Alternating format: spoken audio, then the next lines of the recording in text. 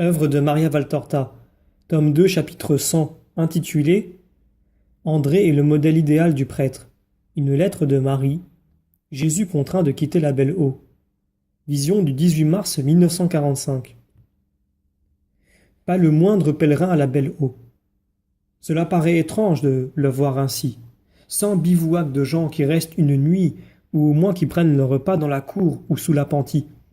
Tout n'est que propreté et ordre, aujourd'hui, sans aucun de ces détritus qu'une foule laisse derrière elle. Les disciples s'occupent à des travaux manuels. Certains tressent l'osier pour en faire de nouvelles nasses. D'autres s'affairent à de petits travaux de terrassement et de canalisation des eaux, des toits, pour qu'elles ne stagnent pas dans la cour. Debout au milieu d'un pré, Jésus émiette du pain pour les passereaux. Pas le moindre être vivant à perte de vue, bien que la journée soit sereine. De retour de quelques tâches, André s'approche de Jésus. « Paix à toi, maître. » À toi aussi, André. Viens ici un peu avec moi. Tu peux rester auprès des oiseaux? Tu es comme eux. Mais vois-tu, quand ils savent que celui qui les approche les aime, ils n'ont plus peur. Regarde comme ils sont confiants, tranquilles, joyeux. Tout à l'heure, ils étaient presque à mes pieds. Maintenant que tu es là, ils sont en alerte. Mais regarde, regarde. Voici ce passereau plus hardi qui s'approche. Il a compris qu'il n'y a pas de danger, et derrière lui, voilà les autres. Vois-tu comme il se régale à satiété? N'est-ce pas la même chose pour nous aussi, les enfants du Père? Il nous rassasie de son amour, et quand nous sommes sûrs d'être aimés et d'être appelés à son amitié, pourquoi avoir peur de lui et de nous? Son amitié doit rendre audacieux, même devant les hommes. Sois-en sûr, seul celui qui a une mauvaise conduite doit avoir peur de son semblable, pas un juste comme toi. André a rougi et garde le silence. Jésus l'attire à lui. Il lui dit en riant « Il faudrait vous unir, Simon et toi, vous fondre ensemble puis vous refaire. Vous seriez parfaits. Et pourtant, tu as beau être si dissemblable de Pierre au début, si je te dis que tu seras parfaitement égal à lui à la fin de ta mission, le croiras-tu? Puisque tu le dis, c'est certain.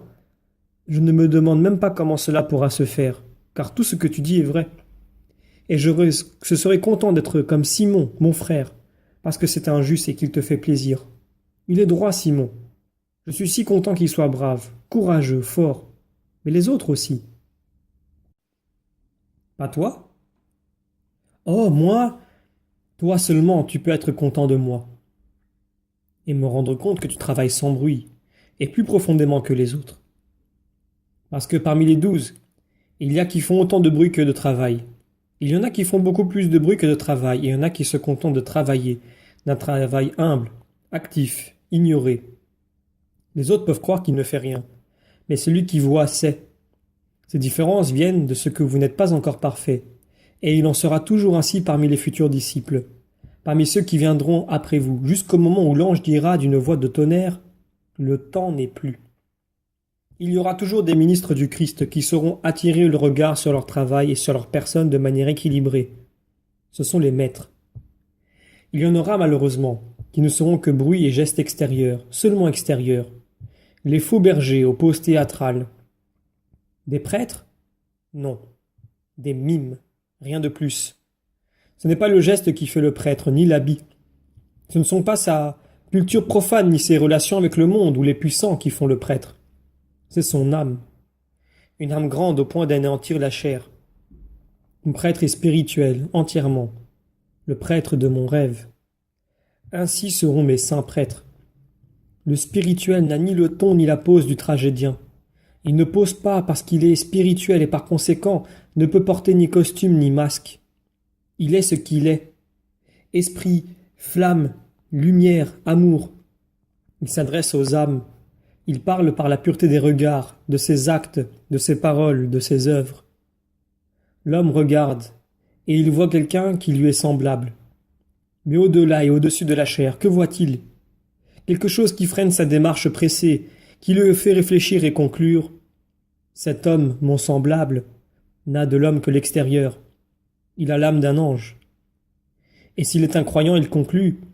Grâce à lui, je crois qu'il y a un Dieu et un ciel. Si c'est un débauché, il dit Cet homme, mon égal, a un regard céleste. Je retiens ma sensualité pour ne pas les profaner. Si c'est un avare, il décide. À l'exemple de celui-ci qui n'est pas attaché à la richesse, je cesse d'être cupide. Et si c'est un homme coléreux, féroce, devant cette douceur, il devient un être plus paisible. Voilà quelle peut être l'influence d'un saint prêtre. Sois-en bien sûr, il y aura toujours parmi les prêtres des saints qui sauront encore mourir pour l'amour de Dieu et de leur prochain. Mieux, ils sauront le faire si discrètement, après avoir pratiqué la perfection pendant toute leur vie avec une pareille discrétion, que le monde ne les remarquera même pas. Mais si le monde ne devient pas tout entier impureté et idolâtrie, ce sera grâce à eux, les héros du silence et de l'activité fidèle. Et ils auront ton sourire, pur et timide, car il y aura toujours des André. Il y en aura grâce à Dieu et pour le bonheur du monde. Je ne croyais pas mériter ces paroles, je n'ai rien fait pour me les attirer. Tu m'as aidé à attirer un cœur à Dieu, et c'est le second que tu amènes à la lumière. Ah, pourquoi? A-t-elle parlé? Elle m'avait promis. Personne n'a parlé, mais moi je sais. Quand nos compagnons se reposent épuisés, il y en a trois qui veillent à la belle eau.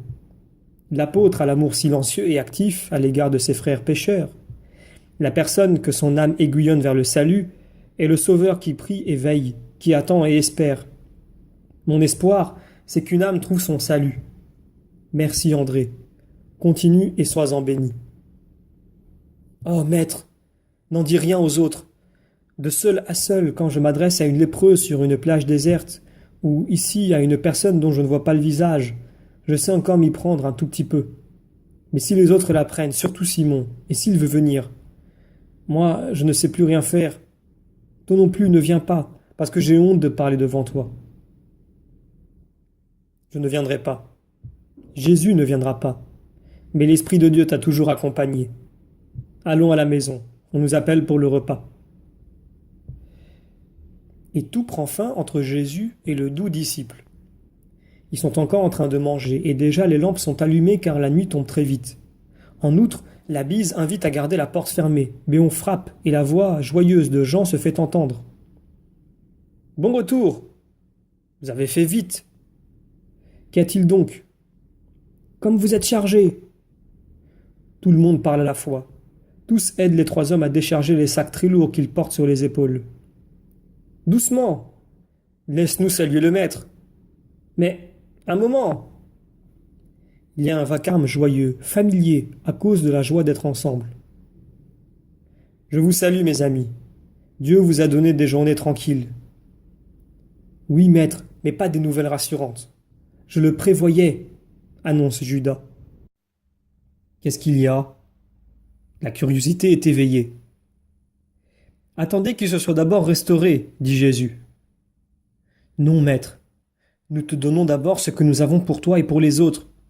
Et pour commencer, Jean, donne la lettre. » C'est Simon qui l'a. Je craignais de l'abîmer dans le chargement. Simon le Zélote, qui se débattait jusqu'alors avec Thomas, qui voulait lui apporter de l'eau pour ses pieds fatigués, accourt en disant « Je l'ai ici, dans la bourse de ma ceinture. » Il ouvre cette poche intérieure de sa large ceinture de cuir rouge et en sort un rouleau tout aplati. « C'est de ta mère. Quand nous avons été près de Béthanie, nous avons rencontré Jonathan, qui allait chez Lazare avec la lettre et beaucoup d'autres choses. Jonatas va à Jérusalem car Cousa remet en ordre son palais. Peut-être qu'Hérode se rend à Tibériade et Cousa ne veut pas voir sa femme près d'Hérodiade. » Explique Judas pendant que Jésus défait les nœuds du rouleau et le déroule. Les apôtres bavardent pendant que Jésus lit avec un sourire bienheureux le message de sa mère. « Écoutez, dit-il ensuite, il y a aussi quelque chose pour les Galiléens. Ma mère écrit « À Jésus, mon doux Fils et Seigneur, paix et bénédiction. » Jonatas, serviteur de son Seigneur, m'a apporté de gentils cadeaux de la part de Jeanne qui demande des bénédictions à son Sauveur pour elle, pour son époux et toute sa maison. Jonatas m'apprend que, sur l'ordre de Cousa, il va à Jérusalem avec mission de rouvrir son palais de Sion. Je bénis Dieu de cela, car je peux te transmettre mes paroles et mes bénédictions. Marie, femme d'Alphée, et Salomé envoient aussi à leurs fils baisers et bénédictions. Et puis Jonatas a été bon outre mesure. Il y a aussi les salutations de la femme de Pierre à son mari lointain, et même des familles de Philippe et de Nathanaël.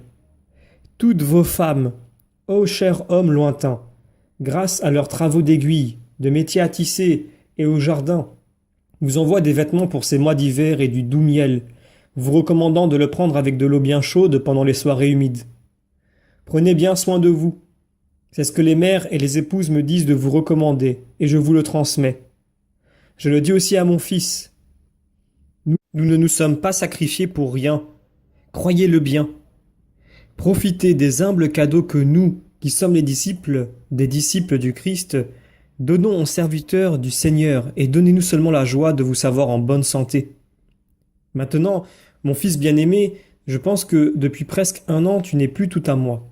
Et il me semble être revenu au temps où je te savais déjà là, car je sentais ton petit cœur battre dans mon sein. Mais je pouvais dire aussi que tu ne l'étais pas, puisque tu étais séparé de moi, par une barrière qui m'empêchait de caresser ton corps bien-aimé. Et je pouvais seulement adorer ton esprit. Ô mon cher fils et adorable Dieu. Maintenant aussi, je sais que tu es ici et que ton cœur est à l'unisson du mien, jamais séparé de moi, même s'il est au loin. Mais je ne puis te caresser, t'entendre, te servir, te vénérer. Messie du Seigneur et de sa pauvre servante. Jeanne voulait que j'aille chez elle pour ne pas rester seule pendant la fête des Lumières. J'ai cependant préféré rester ici, avec Marie, pour allumer les lampes. Pour moi et pour toi. Mais même si j'étais la plus grande reine de la terre et si je pouvais allumer des dizaines de milliers de lampes, je serais dans la nuit parce que tu es absent. En revanche, j'étais dans la parfaite lumière dans cette grotte obscure quand je t'avais sur mon cœur. Lumière à moi et lumière du monde. Ce sera la première fois que je me dis « Aujourd'hui mon enfant a 1 année de plus sans l'avoir auprès de moi. » Et ce sera plus triste que ton premier anniversaire à Matarea. Mais tu accomplis ta mission et moi la mienne.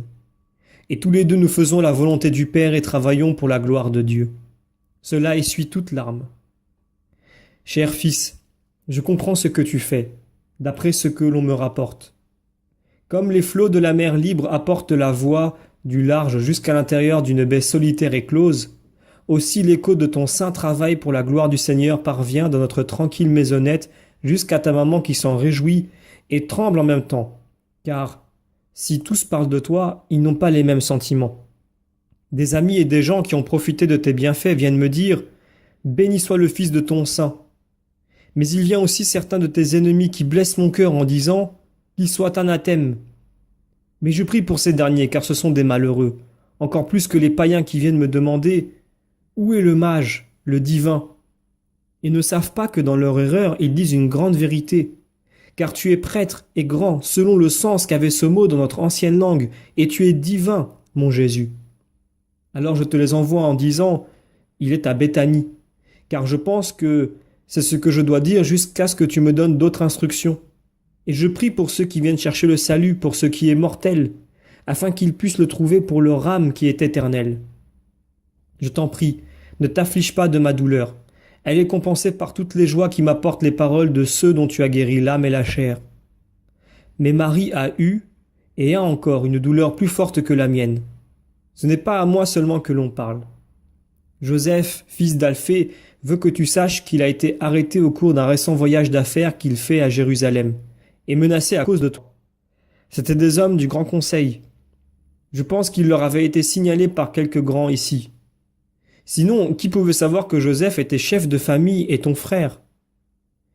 Je te la rapporte cela parce que je dois obéir en tant que femme. Mais, pour mon compte, je te dis, je voudrais être près de toi pour te réconforter. Mais après cela, prends ta décision. Toi, la sagesse du Père, sans tenir compte de mes larmes. Simon, ton frère, était presque décidé à venir après cette affaire. Et avec moi. Mais la rigueur de la saison l'a retenu, et davantage encore la crainte de ne pas te trouver, car on nous a dit, d'un ton menaçant, que tu ne peux rester là où tu es. Mon fils, mon fils, mon fils adoré et saint, je me tiens les bras étendus comme Moïse sur la montagne, afin de prier pour toi, dans la bataille contre les ennemis de Dieu et tes ennemis, mon Jésus, que le monde n'aime pas. Ici, Lia, femme d'Isaac, est morte, et j'en ai éprouvé du chagrin car elle avait toujours été pour moi une bonne amie. Mais ma plus grande peine, c'est toi, qui es loin et qu'on n'aime pas. Je te bénis, mon fils, et de même que je te donne paix et bénédiction, je te prie de les donner à ta maman. Ils viennent jusqu'à cette maison, ces effrontés, s'écrie Pierre. Et Jude s'exclame. Joseph pouvait se la garder pour lui, cette nouvelle, mais il était pressé de la faire connaître. Le cri d'une hyène n'effraie pas les vivants, dit sentencieusement Philippe. Le malheur, c'est que ce ne sont pas des hyènes mais des tigres. Ils cherchent une proie vivante, réplique Judas, et se tournant vers Simon le Zélote, dis ce que nous avons appris. Oui, maître, Judas avait bien raison de craindre. Nous sommes allés chez Joseph d'Arimathie et chez Lazare, et là, comme tes amis déclarés. Ensuite, Judas et moi, comme si j'étais l'un de ses amis d'enfance, chez certains de ses amis de Sion. Et Joseph et Lazare te disent de partir tout de suite pendant ces fêtes. N'insiste pas, maître, c'est pour ton bien. Les amis de Judas, ensuite, ont dit « Attention, on a déjà décidé de venir le surprendre pour l'accuser. Et cela précisément en ces jours de fête où il n'y a pas de monde. Qu'il se retire quelque temps pour tromper ses vipères. La mort d'Odoras a excité leur venin et leur peur, car ils éprouvent non seulement de la haine, mais aussi de la peur. La peur leur fait voir des choses qui n'existent pas, et la haine les fait aller jusqu'au mensonge. Ils savent tout, tout sur notre compte, c'est odieux. Ils défigurent tout, ils exagèrent tout. Et quand cela ne leur paraît pas suffisant pour maudire, ils inventent. J'en suis dégoûté et accablé. Il me vient le désir de m'exiler, d'aller je ne sais pas où, loin, mais hors de cet Israël, qui n'est que péché. Judas est déprimé. Judas, Judas, pour mettre un homme au monde, une femme travaille pendant 9 lunes. Toi, pour donner au monde la connaissance de Dieu, tu voudrais faire plus vite? Ce n'est pas 9 lunes, mais des millénaires de lunes qu'il faudra. Et comme la lune naît et meurt à chaque lunaison, nous semble naître à nouveau, puis devenir pleine, puis décroissante. Ainsi en sera-t-il dans le monde, tant qu'il existera. Il y aura toujours des phases de croissance et de décroissance de la religion. Mais même quand elle semble morte, elle n'en sera pas moins vivante, à l'instar de la lune qui continue d'exister quand elle paraît finie. Et celui qui aura travaillé pour cette religion en tirera un grand mérite, même s'il ne reste sur la terre qu'un très petit nombre d'âmes fidèles. Allons, allons, pas de facile enthousiasme dans les triomphes et pas de facile dépression dans les défaites. Néanmoins, pars d'ici. Nous ne sommes pas, nous, encore assez forts, et nous sentons que, face au Sanhédrin, nous aurions peur. Moi, du moins. Les autres, je ne sais pas. Mais je crois imprudent de tenter l'expérience. Nous n'avons pas les cœurs des 3 enfants de la cour de Nabuchodonosor. Oui, maître, ça vaut mieux. C'est plus prudent. Judas a raison. Tu vois que même ta mère est apparentée, et aussi Lazare et Joseph. Laissons les autres venir pour rien.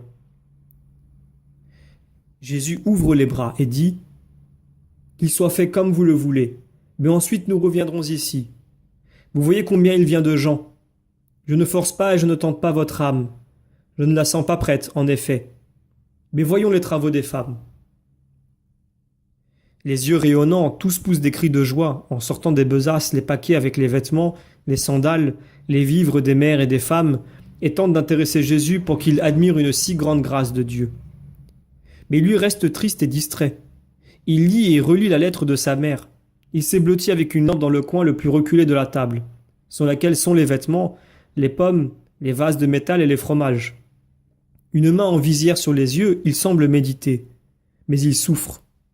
« Mais regarde, maître, quel beau vêtement ma pauvre épouse m'a fait, et ce manteau avec un capuchon. Qui sait combien elle s'est fatiguée, car elle n'est pas adroite comme ta mère. » Dit Pierre qui jubile, les bras chargés de ses trésors. « Ils sont beaux, oui, très beaux. C'est une brave femme, » répond Jésus poliment. Mais son regard est bien loin des objets qu'on lui montre. Pour nous, notre mère a fait 2 vêtements doublés. Pauvre maman. Ils te plaisent, Jésus? Ils ont une belle couleur, n'est-ce pas? Dit Jacques, fils de Zébédée. Très beau, Jacques, il t'ira bien. Regarde, je parie que ces ceintures, c'est ta mère qui les a faites. C'est elle qui brode si bien. Et aussi ce voile doublé pour abriter du soleil. Je dis que c'est Marie qui l'a fait. Il est pareil au tien. Mais pas le vêtement. C'est sûrement notre mère qui l'a tissé. Pauvre maman, après toutes les larmes qu'elle a versées cet été, elle n'y voit plus bien et souvent le fil se casse. Chère maman. Et Jude embrasse le lourd vêtement d'un rouge qui tire sur le marron. Tu n'es pas joyeux, maître demande finalement Barthélemy. Tu ne regardes même pas les choses que l'on t'envoie. Il ne peut l'être, réplique Simon le zélote. Je réfléchis, mais refaites les paquets, mettez tout en place. Ce n'est pas le moment de se faire prendre et on ne nous prendra pas. Quand la nuit sera avancée, au clair de lune, nous irons à Doko, puis à Béthanie. Pourquoi à Doko? Parce qu'il y a une femme qui meurt et qui attend de moi sa guérison. Ne passons-nous pas chez le régisseur? Non, André, chez personne. Ainsi personne n'aura besoin de mentir en prétendant ne pas savoir où nous sommes. Si vous tenez à n'être pas poursuivi, moi je tiens à ne pas créer d'ennui à Lazare. Mais Lazare t'attend. Et nous allons chez lui. Ou plutôt, Simon, nous logerais-tu dans la maison de ton vieux serviteur? Avec joie, maître. Tu sais tout désormais. Je puis donc de dire au nom de Lazare, en mon nom et au nom de celui qui s'y trouve, elle est à toi. Allons, faites vite pour que nous arrivions à Béthanie avant le Shabbat.